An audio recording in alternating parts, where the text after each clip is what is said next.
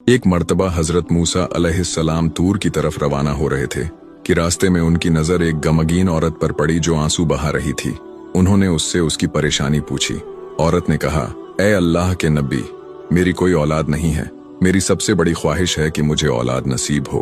क्या आप अल्लाह से पूछ सकते हैं कि मुझे औलाद मिलेगी या नहीं? हजरत मूसा अलैहिस्सलाम जब तूर पहाड़ पर पहुंचे तो उन्होंने उस औरत की बात अपने रब से कही। जवाब मिला, ए मूसा, उस औरत की तकदीर में औलाद नहीं लिखी गई।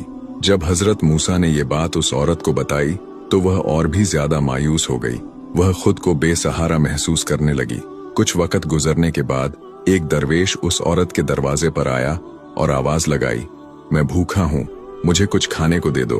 औरत बाहर निकली और देखा कि एक फकीर है। फकीर ने कहा, अगर तुम मुझे रोटियां खिलाओगी तो अल्लाह तुम्हें बेटा देगा। औरत ने दिल से उसे खाना खिलाया। वक्त के साथ अल्लाह ताला ने उस औरत को 3 बेटे अता फरमा दिए।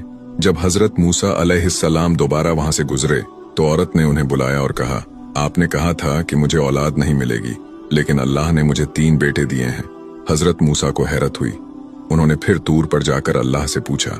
अल्लाह ताला ने जवाब दिया, ए मूसा, जब उस औरत ने मेरे दरवेश को खाना खिलाया, उसकी नेक नियत और कुर्बानी ने मेरी रहमत को जगा दिया।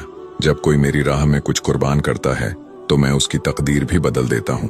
फिर अल्लाह ने उन्हें एक बर्तन और छुरी दी और कहा, इसे इंसानी गोश्त से भर कर लाओ।